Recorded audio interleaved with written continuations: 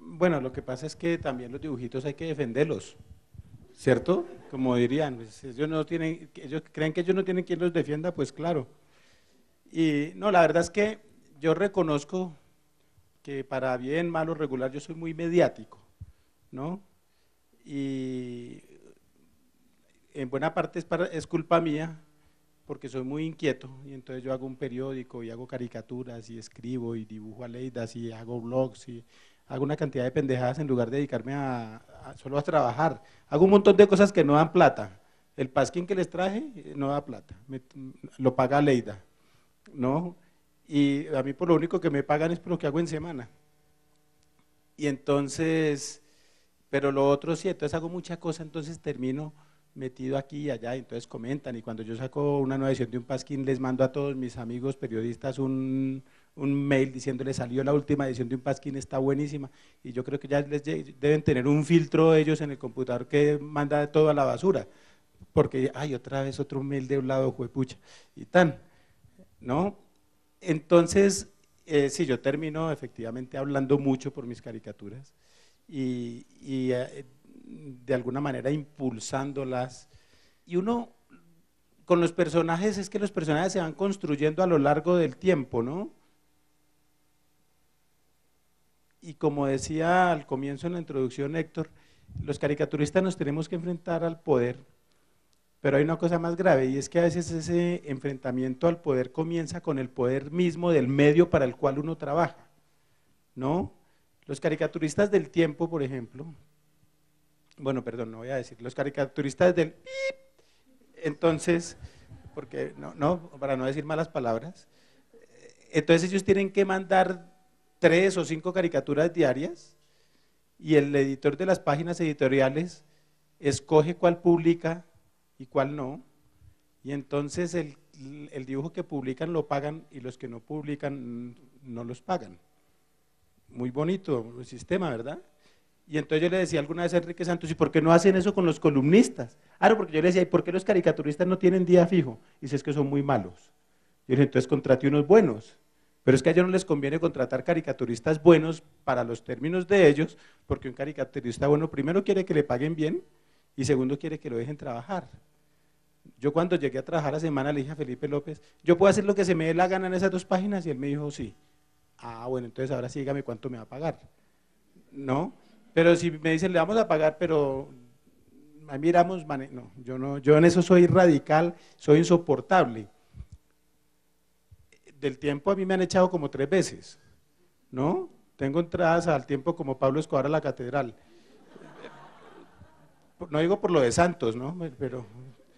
Pero era una cosa así, entonces allá no dejan trabajar y entonces uno como caricaturista tiene que enfrentarse a eso y a lo primero que uno tiene que enfrentarse es a la posibilidad de que lo echen del medio y asumirlo, ¿no?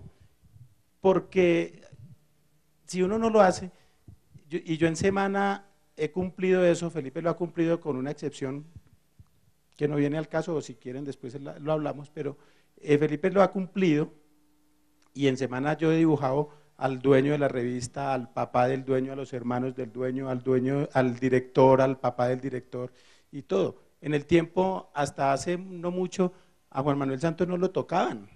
Últimamente ahí para cualquier cosa pintan a Santos y eso, pero durante muchísimo tiempo no lo tocaban, ¿no? Cosa que no ocurre, por ejemplo, en El Espectador dejan trabajar a los caricaturistas, en El País dejan trabajar, en Semana dejan trabajar. A mí me sorprende, no, bueno, no me sorprende del todo porque trabajé un largo rato con la revista Semana y conozco los procesos mentales de Felipe López, que es el dueño, y dijéramos francamente el director. Conozco su intencionalidad, sé por dónde van las cosas. Y Semana, la verdad es que cuando se ha trabajado en ella, uno sale y la lee ya con los ojos de haber trabajado en ella, que probablemente son los ojos de los que no han trabajado en ella. Porque uno sabe que detrás de cierta frase en determinado artículo hay una intencionalidad política o social o económica que está vestida de buen periodismo, porque tienen una gran vestimenta de buen periodismo. Esto no es una crítica, es simplemente una descripción de alguien avisado de cómo se trabaja la revista. Me sorprende, es la primera frase que dije en esta intervención. Es una libertad que verdaderamente se goza de parte de Vlado y de parte también de Antonio Caballero cuando caricaturiza o cuando escribe. Probablemente son ustedes dos las personas que mayor libertad tienen de expresarse, probablemente porque la revista exige, por ser informativa, exige un nivel de compromiso con la información distinto al de la opinión. Sin embargo, en estos últimos años, yo creo que la revista se ha contaminado del antiuribismo, y generalmente los artículos tienen un tufillo antiuribista, que me parece perfectamente que lo tenga, no tengo nada contra eso. Pero quiero decir, la información ya resulta ser más compatible con la caricatura que lo que era antes. Ahora hay… Se han venido para nuestro lado, se han dado cuenta, sí. Se han dado cuenta. Incluso en estos días le decía a Néstor Morales, que es el director de Hora 20, que convoca unos paneles, probablemente ustedes han oído ese programa, de discusión política generalmente, y ha invitado a la jefe de redacción de la revista Semana. Morales me preguntó a mí qué opinaba yo, y yo le dije que a mí no me parecía, porque un jefe de redacción sí no puede tener una matrícula antinada. Porque no, yo creo que sí, ¿por qué no? No, porque yo creo que el jefe no, porque de redacción… a la hora de opinar, sí, pero sí, a la hora de informar, que es un poco lo que me pasa a mí con las caricaturas, yo puedo exagerar la realidad, pero no me la invento. Yo cómo voy a decir que Uribe tiene amigos paracos si no los tiene. Ahora, si tiene 3, yo digo que tiene 300. Claro.